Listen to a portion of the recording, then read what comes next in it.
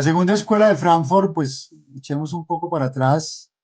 La primera surge de esta semana de trabajo marxista en 1922. Ahí están varios de los padres de la heterodoxia marxista, del pensamiento marxista crítico, que se enfrenta y que se enfrentaría al marxismo oficial, al marxismo estalinista, que es también el marxismo autoritario. Ese es Frankfurt en la década de los 30, una ciudad pues pujante, una ciudad clave en Alemania.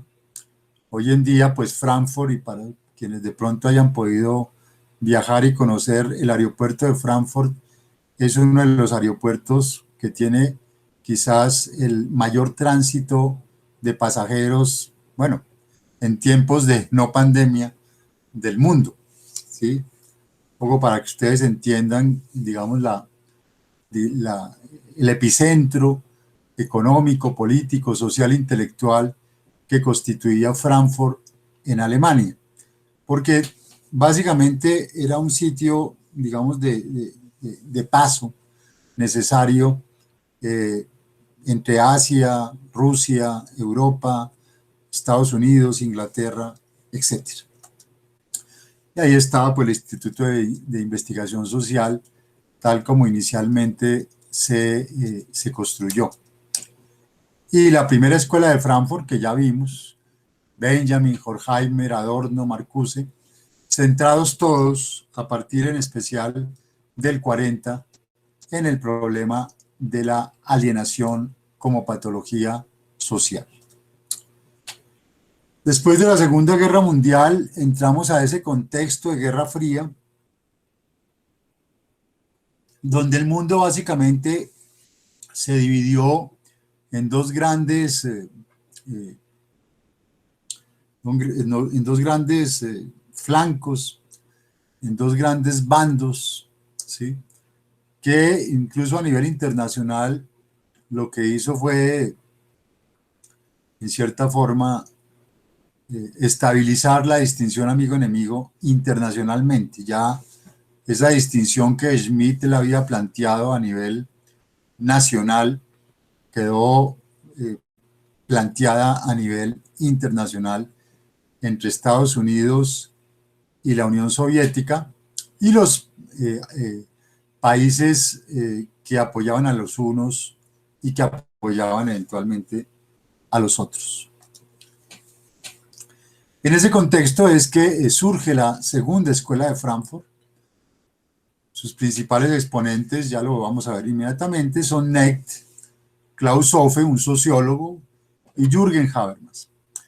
Y obviamente esa segunda escuela de Frankfurt retoma lo que había llamado, lo que ya digamos desde la primera había sido una característica de la escuela de Frankfurt, que era su enfoque sociológico, que inicialmente, digamos, en Alemania se había presentado como la sociología de la reflexión, digamos, una sociología teórica que por lo mismo colindaba con, digamos, la reflexión filosófica. Pero vamos a ver precisamente cómo durante esta primera década del desarrollo de Habermas, Habermas abandona la filosofía de manera expresa y explícita por considerar que la filosofía ya no funge, ya no sirve como matriz de interpretación societal, y adopta la sociología reconstructiva como matriz de interpretación societal. Vamos ahorita a explicar el porqué, digamos, de esa razón de Habermas de abandonar la filosofía. Y empieza un diálogo con la sociología teórica, con la sociología y los sociólogos más importantes de su momento, que en realidad es un diálogo entre Marx y la sociología contemporánea. Ese era el sentido que Habermas quiso darle pues a este encuentro entre unos y otros.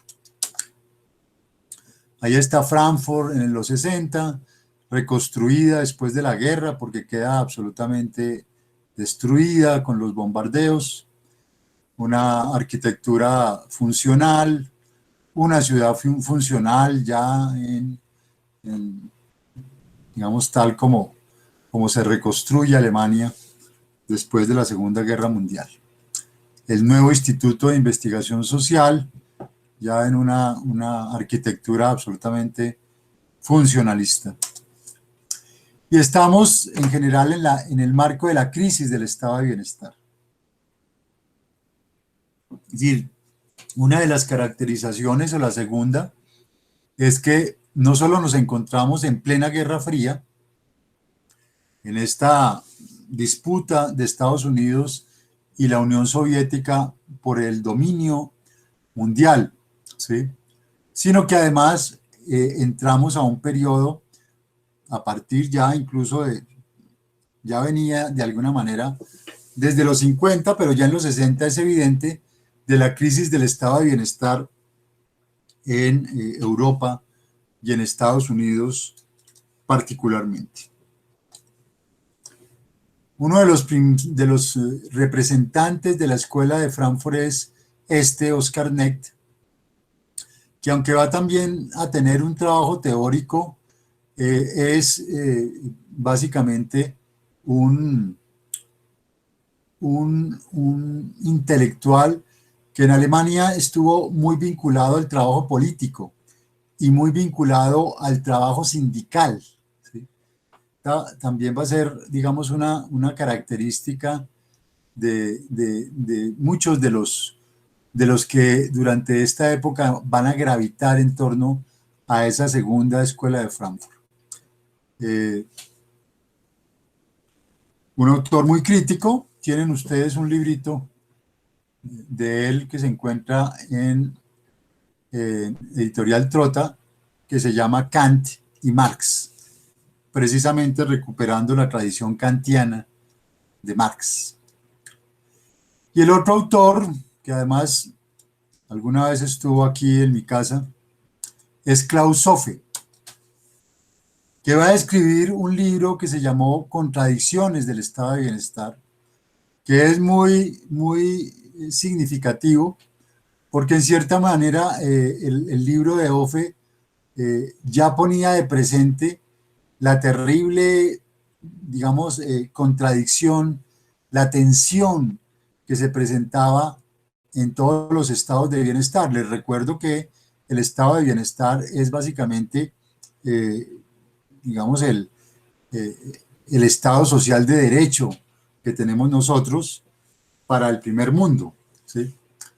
Entonces, digamos, este análisis de Klaus Hofe hace 50 años, tal vez tendríamos hoy que volverlo a mirar para comprender por qué el Estado social de derecho termina también inclinándose a la defensa del capital más que a la defensa de los trabajadores.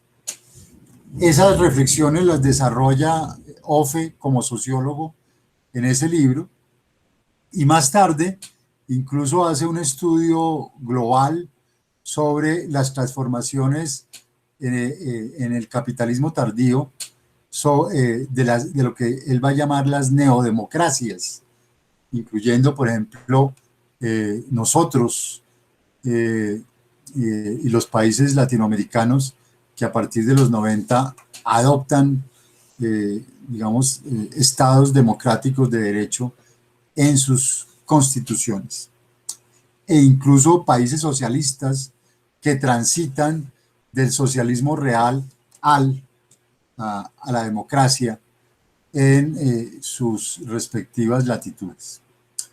Lo interesante que va a poner de presente Hofe, además de esa inclinación del Estado al capital más que a los trabajadores, es la crisis de los partidos y el surgimiento de nuevos movimientos sociales. Los partidos en el estado de bienestar, para ganar votos, ustedes lo ven claramente en nuestro contexto, digamos, desidentifican, pierden su identidad de clase. Los partidos en el siglo XIX básicamente se presentaban como partidos de clase, ¿no? El partido laborista, el partido de los trabajadores, el partido, digamos, comunista, los partidos socialistas, todos eran partidos que en un momento dado reivindicaban como base social clases sociales particulares. Pero en el estado de bienestar, precisamente por la injerencia del Estado en el conjunto de la sociedad, en la financiación incluso de sectores, digamos, paupérrimos de la sociedad, en el estado de bienestar esa financiación hace que los estados entonces, los partidos dejen de reivindicar a determinadas clases y tengan que presentar programas muy amplios, programas muy porosos, ¿sí? Que intenten captar particularmente el centro, ¿sí? El centro del electorado. Y eso hace que su discurso, ya sea de derecha, ya sea de izquierda, se matice para poder, digamos, reclutar esos partidarios. Y eso entonces hace que surjan toda una constelación de movimientos sociales que se van a ver mejor identificados en estos movimientos que en los mismos partidos. Ustedes, alguien hace, un europeo mostraba, haciendo el recuento de los partidos en Colombia, lo simpático, lo decía él, que eran nuestros partidos, sobre todo los de derecha. El partido más de ultraderecha que existe se llama Centro Democrático, que obviamente no tiene nada de centro, ni todo tiene nada de democrático. Otro partido de derecha es Cambio Radical, y claro, su nombre inmediatamente uno lo identifica es con un partido de izquierda que esté promoviendo un cambio radical, pero nada de eso tiene que ver, ¿sí? Los partidos verdes, incluso en Europa, fueron en un momento dado partidos supremamente radicales, son partidos de izquierda. Hoy en día el Partido Verde se, digamos, mueve básicamente en una franja de centro izquierda. Y, digamos, bueno, incluso el partido de Petro se llama Colombia Humana, ¿sí? Que pues tampoco tiene una denominación que lo identifique plenamente con un partido de izquierda. Entonces, los movimientos sociales empiezan, digamos, a surgir y empiezan a ser un catalizador de la acción política, y hay un elemento que se vuelve clave, que ustedes también lo pueden ver en Colombia, que es digamos, el aspecto de la identidad, ¿sí? La identidad se constituye en una bandera clave de estos movimientos sociales, el movimiento LGTBI, el movimiento de las negritudes, el movimiento indígena, ¿sí? El movimiento afrocolombiano, en fin, el movimiento feminista.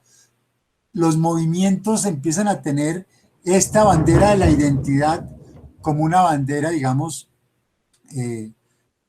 determinante de su acción política.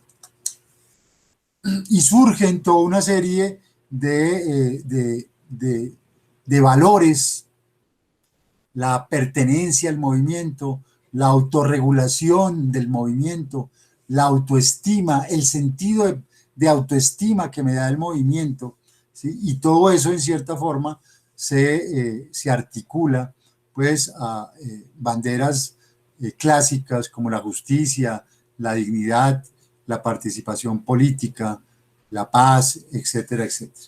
Pero la identidad va a decir Klaus Hofe, se vuelve clave en estos contextos. Y eso también, pues por supuesto, tenía que ver con la necesidad de politizar la sociedad civil. Porque el Estado, al intervenir, el Estado de bienestar, es decir, el Estado social de derecho, al intervenir con sus programas de apoyo en la sociedad en general, desconfigura, rompe las fronteras entre lo público y lo privado, y entonces la reacción de los movimientos es protegerse frente al Estado, ¿sí? Tratar de preservar sus estándares, tratar de preservar su forma de vida, tratar de no ser homogenizado, ¿sí? A partir de políticas estatales que de cualquier manera y con la mejor intención terminan imponiéndoseles a ellos. Y el tercer autor es Jürgen Habermas. Ahí está Habermas ya con sus años encima. Y Habermas pues tiene una producción enorme, enorme, realmente. Habermas es quizás el autor, acaba creo que de cumplir 90 años, sigue vivo, de mayor, digamos, impacto y de mayor producción. Es un autor además que permanentemente en los diarios europeos opina, permanentemente toma posición,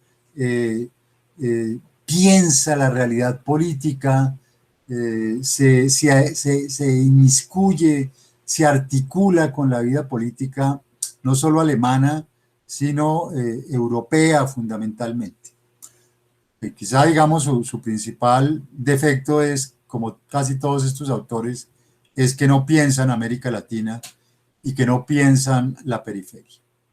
La década de los 90 es una época supremamente prolija para Habermas, es una época de tanteo, es una época de exploración, donde, como diríamos, Habermas intenta encontrar su voz teórica, intenta encontrar su identidad teórica, y eso lo lleva a trasegar por toda esta serie, digamos, de temas sociológicos, ¿sí? Sobre teoría de la opinión pública, políticos, como en teoría y praxis de filosofía política, epistemológicos, como conocimiento de interés, y vamos a ver después el diálogo con la sociología. Inicialmente, Habermas se articula a una discusión epistemológica. Excúsenme, perdón. Habermas se articula, perdona, a una discusión epistemológica que en Alemania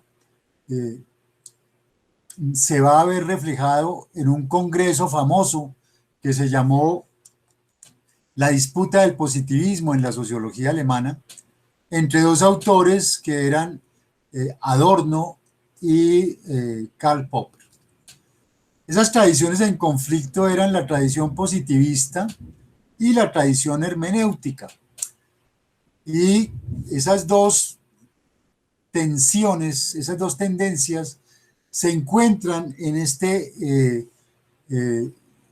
Congreso de Sociología, en torno a cuál sería el método adecuado en las ciencias sociales. Adorno va a defender un método hermenéutico, una hermenéutica reconstructiva, ¿sí?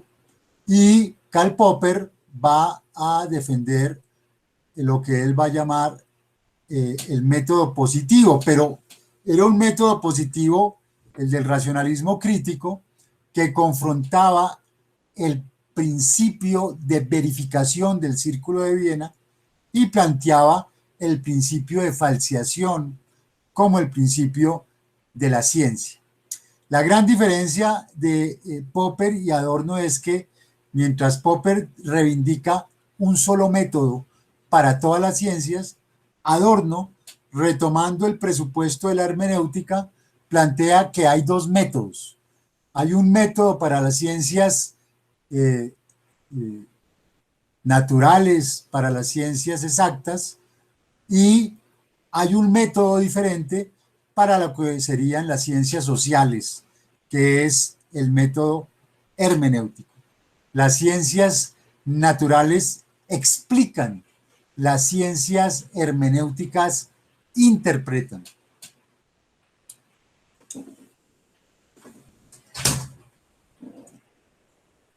Y en ese contexto, pues surgen tres posturas muy conflictivas, muy, digamos, polémicas. Aparece Hans-Georg Gadamer y su libro Verdad y Método, que plantea que el único método es la hermenéutica. Surge Thomas Kuhn, el libro Las revoluciones científicas, un físico matemático, y plantea que el método en todas las ciencias está determinado por los paradigmas que se constituyen, y surge después inmediatamente Foucault hablando que las ciencias humanas y las ciencias sociales son ciencias ideológicas, son pseudociencias. En ese contexto en el cual estamos en la década del 60, una década que subvierte toda la modernidad, Habermas va a plantear, va a introducir un principio de orden y va a decir, miren, mientras nos ponemos de acuerdo, y obviamente después la epistemología transitaría a los nuevos paradigmas, a los nuevos esquemas, pero mientras nos ponemos de acuerdo, por lo menos pongámonos de acuerdo en que estamos en desacuerdo. Pongámonos de acuerdo en que hay tres ciencias, ciencias empírico-analíticas con un método hipotético deductivo, ciencias histórico-hermenéuticas con un método hermenéutico y ciencias sistemáticas de la acción con un método que va a llamar Habermas autorreflexión crítica. ¿Sí? Al menos antes de decir que todo esto se acabó, que todo esto, digamos, quedó superado o por la hermenéutica o por los paradigmas o que todas son pseudociencias, por lo menos sepamos de qué estamos discutiendo. Aquí, digamos, Habermas adoptó una posición muy interesante, muy salomónica y dio claridad, también con una propuesta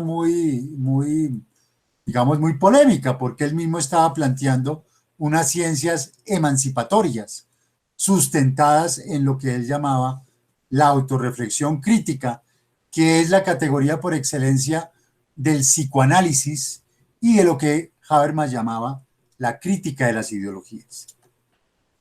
Y aquí empieza a surgir en Habermas este principio, esta consideración de que ideología es la comunicación sistemáticamente distorsionada. Habermas está retomando un presupuesto de la primera teoría crítica que nosotros alcanzamos quizás a sugerir, y es que en el capitalismo tardío la dominación deja de ser económica y se vuelve más una alienación y una dominación política e ideológica. El eje de la dominación se desplaza de la economía, es decir, de la estructura económica, a la superestructura jurídico-política y formas de conciencia social. Todo ese contexto, recuerden, ideológico.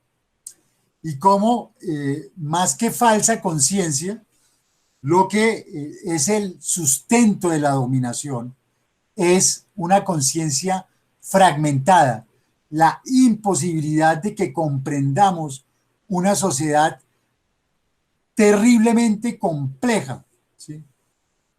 Y que además no tengamos un lenguaje adecuado, no tengamos digamos, unas estructuras comunicativas, unas categorías, una, una dinámica comunicativa adecuada para comprender lo que estamos viviendo. O sea, parte de la, digamos, de la consecuencia de la ideología, ¿sí? Es que, en cierta forma, restringe nuestras propias estructuras lingüísticas. No nos proporciona categorías. Por eso hoy en día la discusión sobre cómo se han ido quitando las materias de filosofía, de ciencias humanas, de sociología, de historia, de los planes de estudio de bachillerato, de los planes de estudio en muchas universidades, es tan importante, porque de alguna manera eso lo que hace es empobrecer nuestra capacidad de interpretación de la sociedad. Ese es el núcleo de la manipulación ideológica. Y ya aquí nos encontramos en el contexto de mayo del 68, que por supuesto va a llegar también a Alemania. Y es aquí en mayo del 68 donde Habermas empieza su diálogo con la sociología.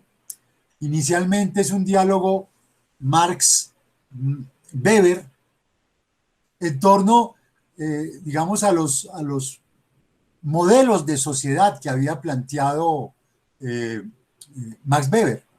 Weber muestra cómo la sociedad tradicional es reemplazada por la sociedad moderna, ¿sí? Eso que vimos como el proceso de racionalización occidental. Pero Habermas le da un matiz marxista, porque dice, miren, esto no es la sociedad premoderna versus la sociedad moderna, esto fue la sociedad tradicional versus la sociedad industrial. Esto era dos ámbitos socioculturales enfrentados, el lenguaje en la sociedad tradicional, porque la sociedad tradicional se mueve comunicativamente, digámoslo así, ¿sí? Se mueve por comunicación, y la sociedad industrial, por el contrario, se mueve por el ámbito del trabajo. Entonces, lo que vemos enfrentados realmente detrás del planteamiento de Max Weber son los dos ámbitos del trabajo versus la comunicación, ¿sí? Es decir, el aprendizaje de reglas de comportamiento, modelos ejemplarizantes de vida buena, versus el aprendizaje de reglas de acción racional con arreglo a fines, el aprendizaje de reglas técnicas para manejar los sistemas sociales. En últimas, cuando ustedes entran a una universidad, ¿a qué entran? ¿Sí? A que la universidad les enseñe a manejar reglas de acción racional, que les enseñe cómo manejar el sistema jurídico, que les enseñe cómo manejar el sistema productivo, que les enseñe a manejar el sistema económico, que les enseñe a manejar, ¿sí?, los diferentes sistemas. Ese es el papel, digamos, sistémico de la misma universidad. Y entonces Habermas, en este texto del 68, muestra que la sociedad tradicional no había muerto como pensaba Weber, pero que había ya dos síntomas, dos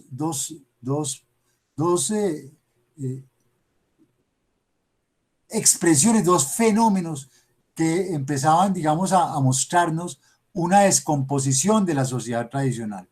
Una descomposición que se producía porque la sociedad tradicional, es decir, nuestra sociedad, la sociedad en la que nosotros vivimos, que es por esencia una sociedad tradicional. La sociedad colombiana no es una sociedad moderna, ¿sí? Es una sociedad tradicional, ¿sí? Sus padres, ¿sí? Sus abuelos, ustedes mismos se han criado en contextos que son sustancialmente de una sociedad tradicional, ¿sí? Estamos viviendo sin duda un momento de transformación, ¿sí? Estructural, pero provenimos de una sociedad tradicional esencialmente. Y esa sociedad tradicional se va descomponiendo, primero porque se racionalizan eh, las tradiciones se racionalizan desde arriba, las tradiciones se van perdiendo, ¿sí? Se va imponiendo una sociedad eh, profana, ¿sí? Y una racionalización desde abajo. Se van imponiendo pues toda una serie de pautas técnicas para vivir. Y los dos síntomas, los dos signos que surgen van a ser eh, eh, el hundimiento del estado de interventor. Miren que esto lo está diciendo Habermas a finales de los 70, de los 60, perdón, antes del comienzo del neoliberalismo, antes del comienzo de la globalización neoliberal, se va a hundir el estado interventor, ¿sí? Se va a hundir el estado de bienestar y el surgimiento de lo que él va a llamar una ideología científico-tecnológica. Es que la ideología científico-tecnológica es que ya los marcos de legitimación de la sociedad cambian sustancialmente, deja la sociedad de legitimarse políticamente, ¿sí? Y empieza a legitimarse funcionalmente. Ahí está Habermas en mayo del 68, que va a ser pues el gran vocero de los estudiantes, ¿sí? Y viene este texto muy crítico, que es donde efectivamente Habermas se va a publicar más tarde, pero realmente es una conferencia radial que Habermas había dictado en el 69 tal vez, ¿sí? Que se llamó ¿Para qué aún filosofía? Y en esta conferencia radial, Habermas muestra cómo la filosofía, eh, que tenía ciertas características específicas hasta Hegel, particularmente era una filosofía, una disciplina de élites, ¿sí? Se despersonaliza, se vuelve, se confunde incluso con la filosofía, con la misma religión. Piensen en la teología de la liberación, piensen en la teología política, ¿sí? Ya se globaliza, ya no hay filosofía francesa o alemana, ya estamos hablando de reflexiones globalizadas. La ciencia toma distancia de la filosofía y entonces Habermas plantea que en ese contexto la filosofía ya o se vuelve teoría crítica o, en el caso más pesimista, que era el que había planteado Adorno, o se convierte en una dialéctica negativa. Habermas, en ese contexto, va a decir, yo abandono la filosofía, porque la filosofía ha quedado reducida a filosofía analítica, es decir, a una filosofía que se preocupa solamente de interpretar el lenguaje, de dar clarificación sobre el lenguaje, pero que ha dejado de interesarse por los fenómenos sociales. Entonces abandona eso, abandona la filosofía analítica, ¿sí? Y en su siguiente libro, Problemas de legitimación en el capitalismo tardío, plantea un diálogo con Parsons. Aquí lo que hace Habermas es mostrar cómo en Parsons que hay unos subsistemas económico, político-administrativo, sociocultural, tienen un tipo de crisis determinado. Crisis económica, el subsistema económico, crisis de racionalidad administrativa, el Estado, y también crisis de legitimación y crisis de motivación, los subsistemas socioculturales. En el esquema marxista clásico, cuando se juntaban la crisis económica y la crisis de racionalidad, se producía una crisis de autogobierno. Y cuando se juntaban la crisis de legitimación con la crisis de motivación, se presentaba una crisis de identidad. Cuando se juntaban las dos, estas últimas dos, crisis de autogobierno y crisis de identidad, se producía una revolución social. Ese era el planteamiento de Marx y ese fue el planteamiento del marxismo revolucionario. Era lo que los marxistas llamaban las condiciones objetivas de la revolución, las primeras, y las condiciones subjetivas de la revolución, las segundas. Pero Habermas muestra que a partir de los 70, eso, y esto es una constatación sociológica, el capital global, el capital transnacional, aprende de sus derrotas y cada que hay una crisis local, cada que hay una crisis económica, ¿sí?, local, ¿qué es lo que hace? Inyecta capital transnacional a través de empréstitos del Banco Mundial, del Fondo Monetario Internacional, etcétera, etcétera. Y gracias a eso, entonces, la crisis de autogobierno se mesura, se modera y se desplaza a una crisis de identidad que, por no ser sistémica, se desplaza a su vez a una crisis de legitimación que se resuelve ¿de qué manera? A través de un cambio constitucional. Ahí están viendo ustedes Chile, ¿sí?, que toda la crisis profunda del neoliberalismo la está resolviendo en últimas no con un cambio del sistema neoliberal, sino con un cambio de constitución, que fue lo que se votó el domingo. Y aquí ya Habermas empieza a mostrar cómo la nueva forma y expresión de la ideología es la teoría de sistemas, ¿sí? Cómo toda la teoría de sistemas no solamente sirve para comprender el sistema, sino sirve también para legitimar los sistemas. Tiene una función ideológica de justificación, ¿sí? ¿Y cuál es eso? Que los problemas, fíjense, Hidroituango, no se resuelven políticamente. Hidroituango es un robo. Hidroituango es un déficit, ¿sí?, terrible, que el actual alcalde de Medellín está tratando de destapar, ¿sí?, inútilmente, ¿sí? Pero, ¿cómo se resolvió? No, esto fue un problema técnico. Esto lo resuelven son los ingenieros. Y viene un texto clave que es la reconstrucción del materialismo histórico, que es una crítica, digamos, a Marx, y que es una crítica al marxismo, una crítica siempre constructiva, ¿sí? Una crítica siempre constructiva, un diálogo con Marx.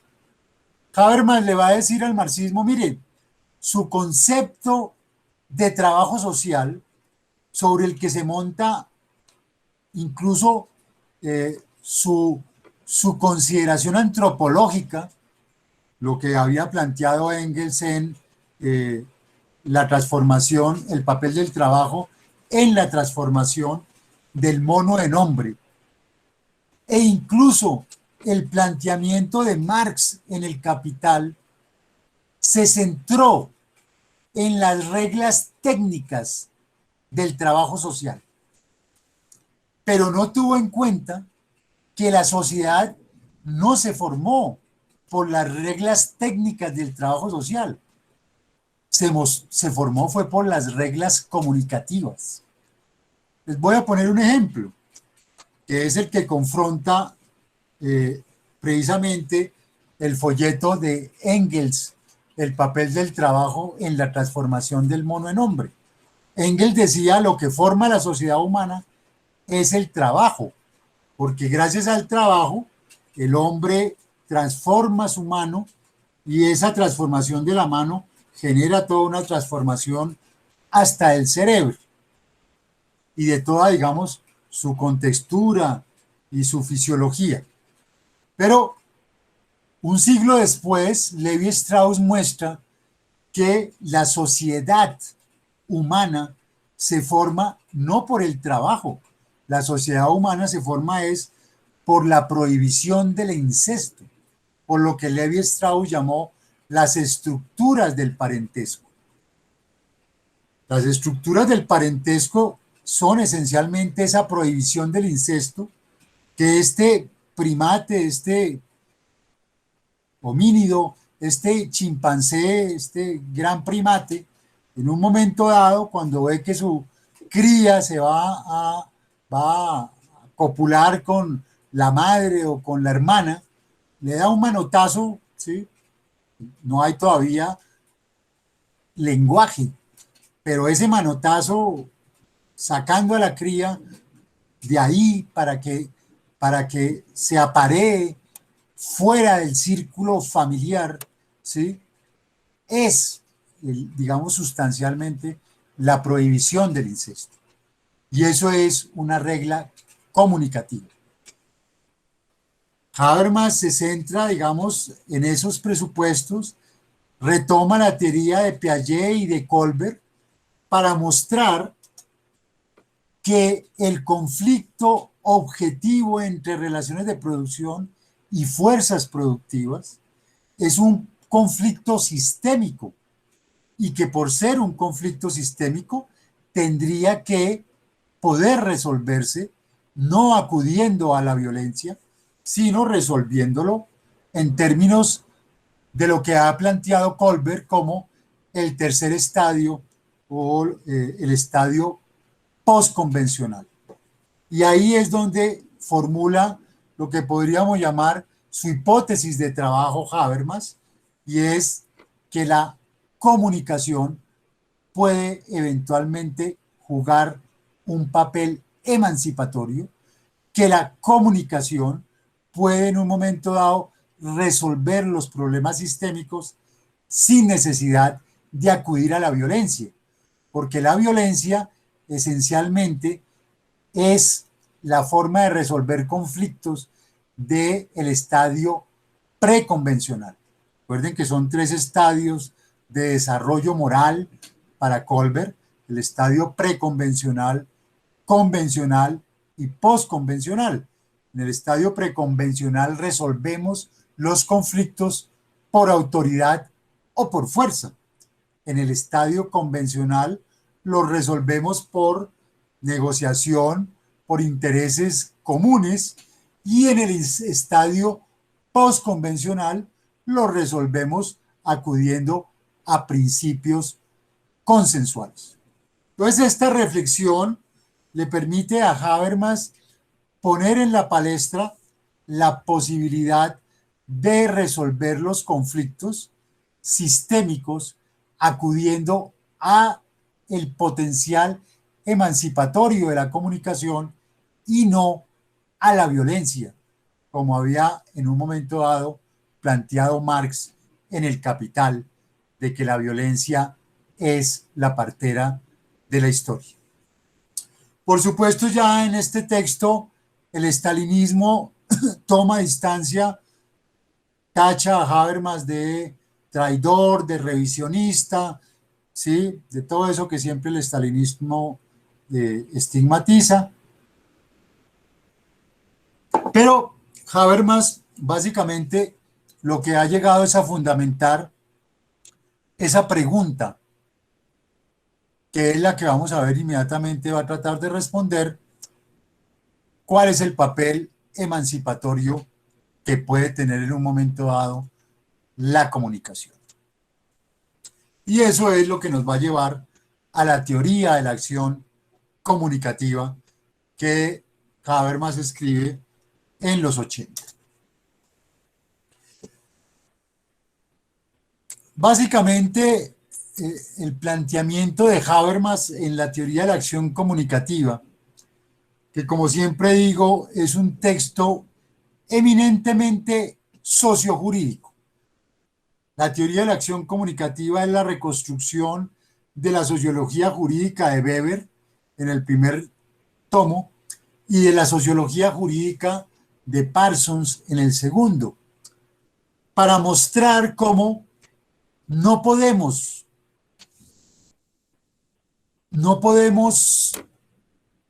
cohesionar, óiganme bien, intersubjetivamente, entre personas, no podemos consolidar la sociedad intersubjetivamente a través del derecho, entendido como legitimidad legal racional, como lo había planteado Weber, pero tampoco podemos integrar intersubjetivamente la sociedad acudiendo al modelo de Parsons de un derecho funcional. En otras palabras, la sociedad necesita para sostenerse dos elementos: una coordinación objetiva de los sistemas sociales y una identificación intersubjetiva de los actores sociales. Necesitamos nosotros como colectividad, poder legitimar las instituciones. Eso no se puede hacer jurídicamente y eso no se puede hacer solo funcionalmente.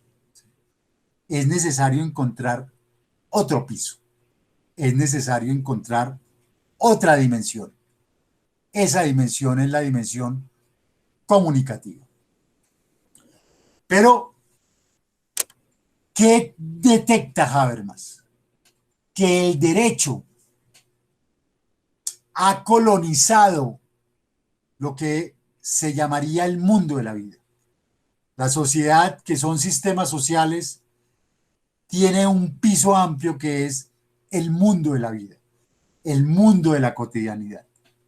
El derecho incluso va penetrando el mundo de la vida y va horadando el mundo de la vida, porque va haciendo desaparecer los símbolos, las tradiciones, ¿sí?, que son la gelatina de la sociedad, la gelatina que nos identifica. Entonces, esa penetración del derecho cosifica el mundo de la vida.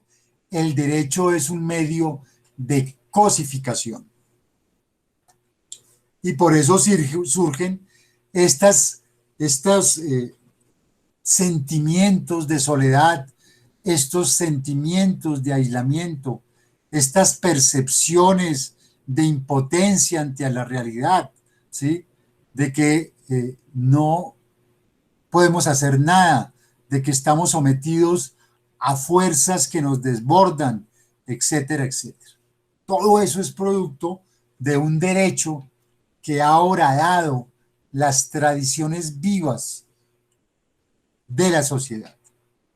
Y en ese contexto es que Habermas va a plantear la necesidad de reconstruir la comunicación.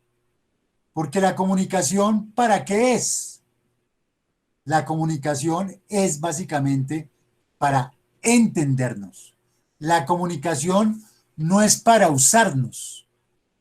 La comunicación no es para dar órdenes respaldadas por amenazas, como diría Hart, confrontando a Austin, ¿sí?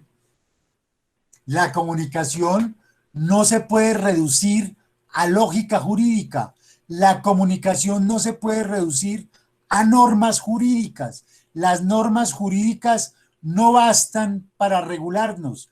las normas jurídicas no sirven para enamorarnos, las normas jurídicas no sirven para hacernos amigos, las normas jurídicas, aunque lo manden, no sirven para solidarizarnos.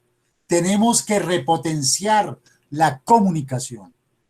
Y entonces para eso se necesita reconstruir el lenguaje, reconstruir la comunicación en función de su telos natural, es decir, en función de entenderse mutuamente. Para eso es que existe la comunicación, para entenderse intersubjetivamente.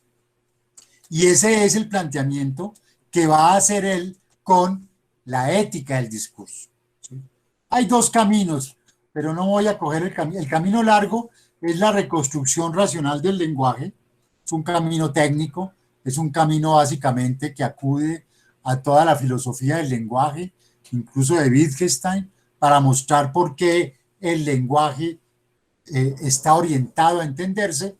Es un camino muy largo, no voy a tomarlo. Voy a tomar el camino corto, que el mismo Habermas plantea, que es básicamente la ética del discurso. La ética del discurso, que es el resumen de la reconstrucción racional del lenguaje, la reconstrucción racional del lenguaje, básicamente, ¿qué es lo que va a defender? El consenso, a través de dos principios. Principio de solo son válidas las normas que cuenten con el consentimiento de todos los participantes en un discurso práctico, se llama consenso restringido. Y principio U, consenso ampliado, solo son válidas las normas cuyo cumplimiento pueda ser libremente aceptado por todos los afectados. Supongamos que hay una asamblea. Entonces, en esa asamblea solo son válidas las normas que cuenten con el consentimiento de todos los participantes en un discurso práctico, ¿sí? Es decir, que tengan también en cuenta las minorías, las disidencias. Y principio U, solo son válidas las normas cuyo cumplimiento pueda ser libremente aceptado por todos los afectados, es decir, que los que no estuvieron en la asamblea tienen que poder aceptar lo que allí se decidió, siempre y cuando haya sido por consenso, sin que opere la fuerza, ¿sí? Es decir, que si yo no estoy de acuerdo con los bloqueos, no me pueden imponer el bloqueo. Entonces de ahí surgen básicamente dos conclusiones. La legitimidad tiene que ser consensual. Solo hay legitimidad consensual. Lo que no sea por consenso no es legítimo. Lo que se impone por una minoría no es legítimo. Lo que se impone por una mayoría no es legítimo, ¿sí? Y solo el consenso garantiza que la comunicación no se distorsione. Solo esa deliberación en búsqueda del consenso que logra traer a colación todos los elementos es la garantía de una comunicación no distorsionada. Y aquí entra, digamos, una reflexión de Habermas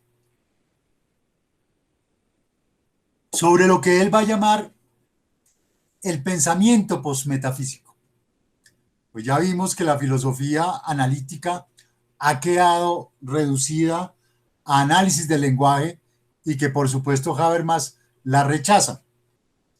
Pero Habermas de cualquier manera va a reivindicar para la filosofía el que en el contexto de este pensamiento postmetafísico, que a partir de los 70 se va consolidando, ese pensamiento postmetafísico que podemos llamar filosofía, no es filosofía analítica, se presenta como vigilante e intérprete. Vigilante de que se cumplan los procesos de racionalidad en las diferentes ciencias, ¿sí? La teoría de Dworkin es, digamos, un buen ejemplo, ¿sí? Cuando Habermas la, la analiza y la reivindica, ¿sí? Habermas funge ahí como un pensamiento postmetafísico vigilante de la reconstrucción racional del discurso, de la decisión judicial eh, del juez Hércules. Y intérprete, la filosofía como intérprete, es decir, la filosofía que logra y que plantea puentes de diálogo entre las diferentes disciplinas, porque el gran problema que al que hoy acudimos es que las disciplinas se van volviendo como feudos y no hay puentes entre ellos. Vigilante e intérprete tiene esa consideración. Y en el otro texto también muy interesante, pues son los abordajes filosóficos de Habermas, que insisto y funge más como un sociólogo, ¿sí?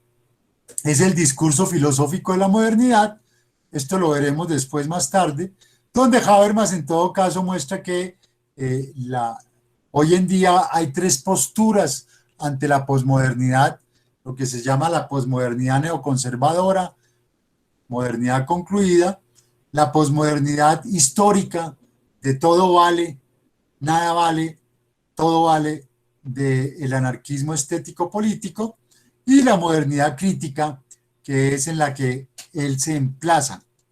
Y esa modernidad crítica para Habermas es, y tiene que hacer una pregunta: ¿desde dónde podemos superar la subjetividad, es decir, la filosofía de la conciencia, la filosofía cartesiana que le dio sustento al pensamiento moderno? La modernidad, eso que llamamos modernidad, se fundamentó desde el sujeto cartesiano, desde el cogito ergo sum.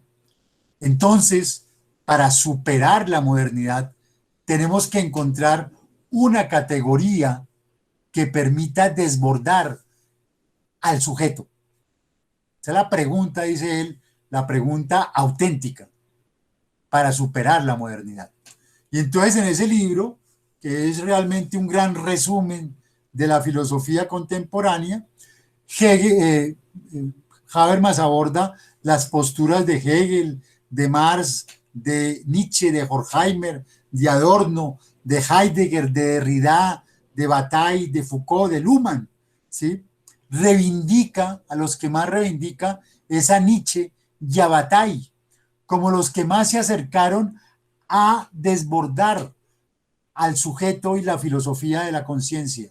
Nietzsche con su crítica, digamos, al hombre, y Bataille, que descentra la reflexión y la emplaza en el erotismo, ¿sí? En la sensualidad, en la sensibilidad. De cualquier manera, Habermas va a plantear aquí que la filosofía de la conciencia se supera, es en el paradigma dialógico, en el paradigma intersubjetivo de la comunicación que acabamos de ver. Bueno, no me centro acá porque es básicamente lo que acabo de decir. Y llegamos al muro de Berlín, a la caída del muro de Berlín, ese muro de Berlín que se había construido y que había sido la expresión de la Guerra Fría más terrible, ¿sí?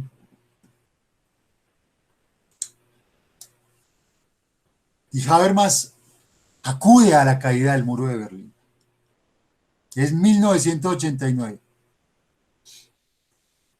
Yo viajé a Europa en ese momento,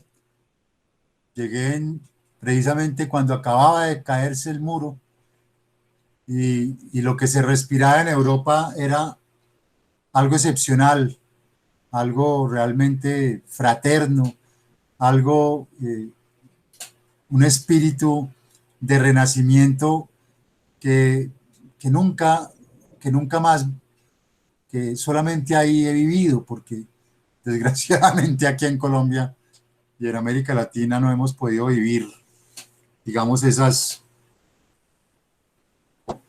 momentos históricos, ¿sí? Ni siquiera con el proceso de paz que en algún momento creímos que sí, al final eh, terminó eso como los cangrejos echando para atrás. Pero 1989 es muy importante para Habermas porque le han pedido a él que escriba un texto sobre la Revolución Francesa, sobre el bicentenario de la Revolución Francesa. Y Habermas está viviendo este momento muy, porque estuvimos a punto de una tercera guerra mundial. Si Gorbachev no hubiera permitido que se abrieran las fronteras, si los guardias hubieran disparado, los guardias de la cortina de hierro, los guardias de los países comunistas no hubieran permitido que sus poblaciones pasaran a Occidente, se hubiera podido presentar sin duda una conflagración nuclear y hoy el mundo sería quién sabe qué. ¿Sí? Y entonces ahí Habermas hace una reflexión profunda y por primera vez una crítica directa a Marx. Y le dice a Marx, mire Marx, usted se olvidó de la cuestión democrática. Y ese es un olvido lamentable para el marxismo. Porque al olvidarse usted de la cuestión democrática que había tenido en su juventud, pero el Marx maduro se olvida de la cuestión democrática, como se los mostré, propició el desarrollo del totalitarismo, de la conciencia estalinista, propició que se potenciara el totalitarismo dentro del marxismo. Permitió que el pensamiento liberal burgués se apropiara del concepto de democracia, ¿sí? Y que hipostasiara jurídicamente la soberanía popular, que nos presentara la soberanía popular como si fuera solamente la expresión del Parlamento, como si fuera solamente la expresión del legislador. Y entonces aquí es donde Habermas da un giro anarquista y dice, pero afortunadamente el socialismo no fue solo Marx. El socialismo fue también Bakunin y por tanto es necesario recuperar la democracia en clave anarquista y es necesario leer la soberanía popular, que el pensamiento liberal burgués y el pensamiento jurídico han reducido a la voz del legislador y mostrar que la soberanía popular no está en el legislador, no está en el parlamento, que la soberanía popular es en la periferia, está por fuera del parlamento y por tanto es plural y es heterogéneo. Y los tribunales constitucionales lo que tienen que leer no es la ley, lo que tienen que leer es la voluntad soberana que está por fuera de la ley, que está por fuera de los parlamentos. ¿Sí? Esa es la crítica anarquista de Habermas a Marx, ¿sí? Recuperando el legado de Bakunin, porque muestra cómo Bakunin sí retomó la democracia como autogestión económica y política. ¿Sí? Y esta es una reivindicación tremenda que hace Habermas en este momento. Hay que deshipostasiar la soberanía popular. Hay que dejarla de leer jurídicamente. ¿Sí? Hay que leer la soberanía popular republicanamente. ¿Sí? Porque aquí ya hay una reivindicación del republicanismo por parte de Habermas. Y entonces llega pues a su libro Facticidad y Validez y reivindica ¿qué? Reivindica el consenso que se tomó en París, en la Asamblea Nacional. Obviamente muestra, ¿sí? Y aquí tenemos que acudir a cómo ahí sí se dio un consenso. Marx mismo había rechazado lo que se había producido en la Asamblea Nacional, diciendo que eso era la expresión del bourgeois y no la expresión del citoyen. Pero Marx estaba equivocado, porque lo que ustedes ven a su izquierda, lo que se llamó la montaña, ahí estaban los representantes del pueblo parisino, ahí estaban los representantes del pueblo francés, ahí estaban representadas incluso las mujeres en el partido del pueblo, que eran les enragés, los rabiosos. Abajo estaban los burgueses, la burguesía moderada, ¿sí? Y que eran los girondinos, y la burguesía radical, que eran los jacobinos, pero arriba estaba el partido del pueblo, los rabiosos, ¿sí? Que tenían mujeres, ¿sí? en sus filas. Entonces, Habermas muestra que el consenso es el fundamento del Estado democrático de derecho, ¿sí? Que no son las mayorías, que es el consenso, ¿sí? Y ustedes pueden consultar, para los que no me crean, a Daniel Goering, que es un historiador anarquista,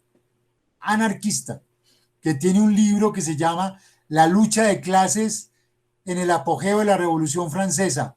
También lo encuentran con el nombre La lucha de clases en Francia en el periodo 1789-1783. Y Daniel Goering muestra cómo efectivamente ahí se produce el consenso con las voces de los descamisados, de los sans-culottes. ¿Quiénes se oponen al consenso? ¿Por qué a cada rato, cuando se habla de consenso, chillan muchos? ¿Por qué se molestan? ¿Por qué les raya hablar del consenso? Miren quién se molesta con el consenso. Primero que todo, las élites, porque las élites reivindican la imposición de pocos. Después los liberales, porque los liberales les encanta es que se impongan las mayorías. Después los neoliberales, porque a los neoliberales les encanta que se imponga el más fuerte, que se impongan los gremios, que se imponga el que tenga más plata.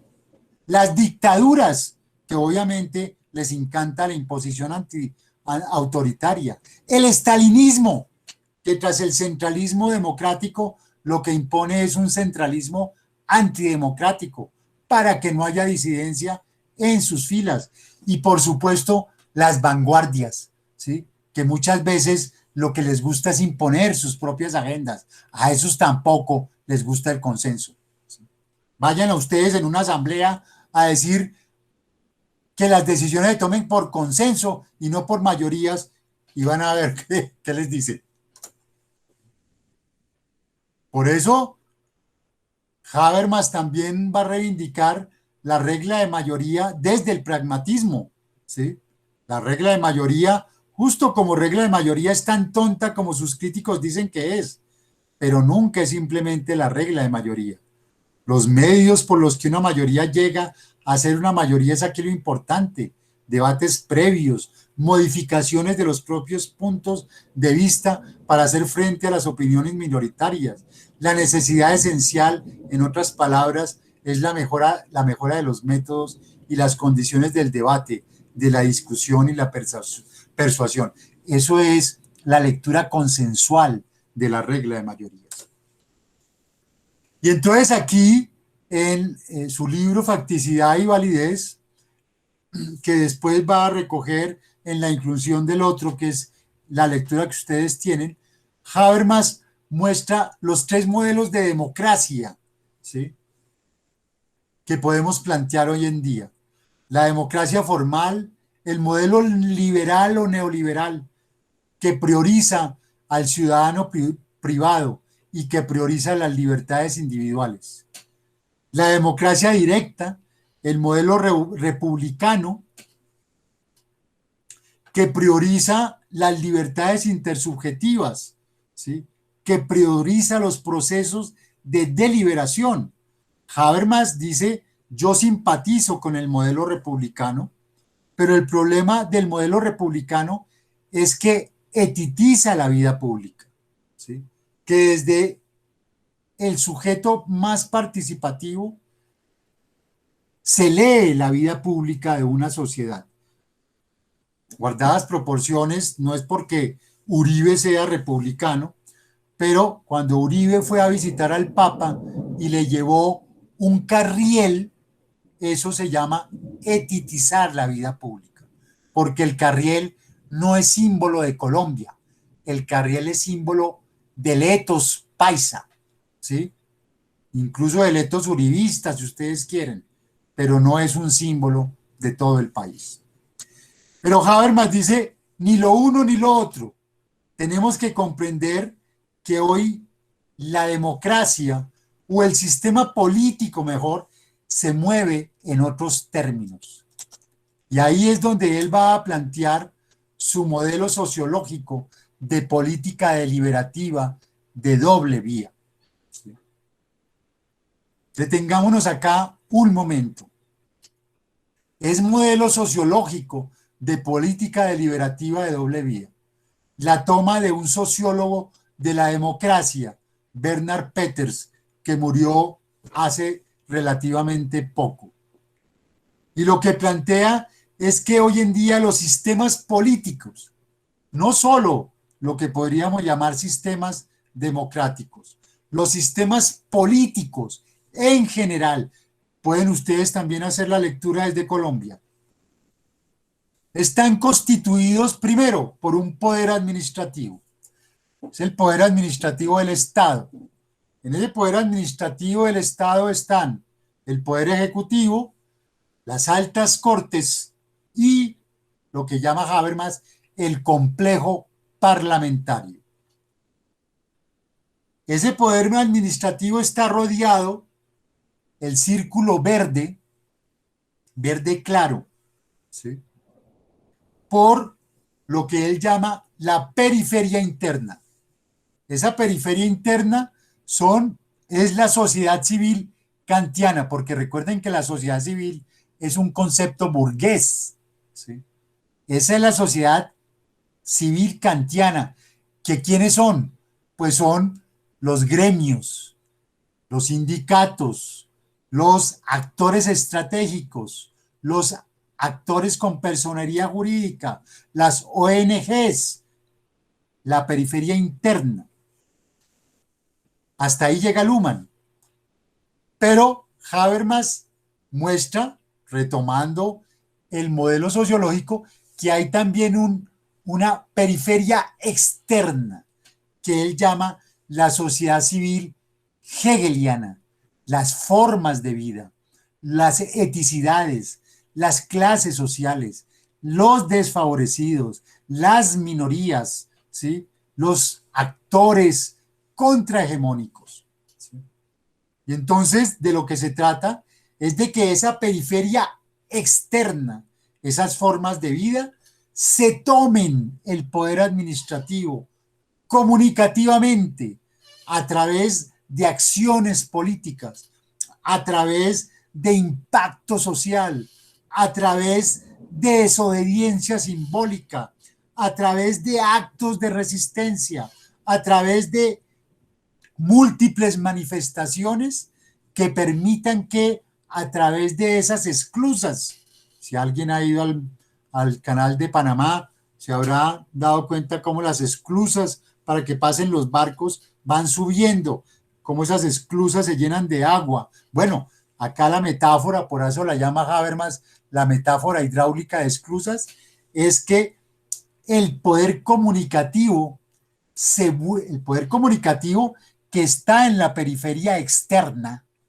se tome esas esclusas, se tome esos canales a través de las redes, de los medios de comunicación, de las manifestaciones públicas y impacte el poder administrativo del Estado para que el Estado revierta esa comunicación en términos de políticas públicas, incluso de normatividad, de leyes, etcétera. ¿Sí?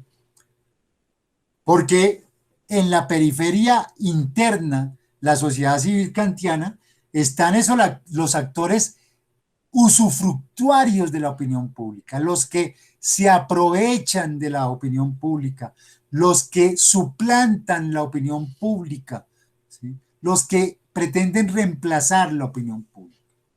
Y aquí viene la contribución de Nancy Fraser. ¿Quiénes se toman la voz en esas esclusas? Los públicos contrahegemónicos. De lo que se trata es de que esos públicos contrahegemónicos confronten, ¿sí?, la inercia de los actores estratégicos, de los gremios, de los sistemas sociales, ¿sí?, de las élites, de la burocracia, ¿sí?, que son los que de alguna manera constituyen una muralla china, ¿sí?, que no permite que la sociedad sea oída, la sociedad de la periferia. Eso es lo que llama Habermas el patriotismo de la Constitución, ¿sí? Es decir, de que nosotros nos cohesionamos como comunidad en la protesta, nos cohesionamos como colectividad en el reclamo, nos cohesionamos como colectividad en la exigencia de nuestros derechos, ¿sí? Eso es lo que el republicanismo llamó democracia disputatoria.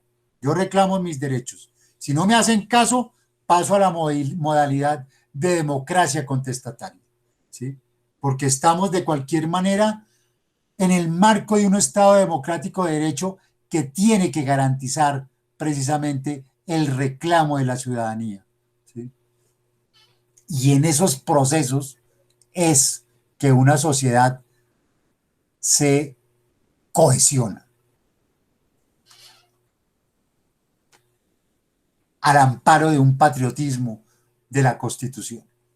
Por eso, frente a ese patriotismo de mano en pecho, que es un patriotismo del Urestat, que es un patriotismo territorial, que es un patriotismo caníbal, el único patriotismo que se puede reivindicar es el patriotismo de la Constitución. Concepto crítico de lo político, deliberación pública y patriotismo constitucional. Concepción de democracia, democracia radical discursiva, poder constituyente, formación y voluntad de opinión pública.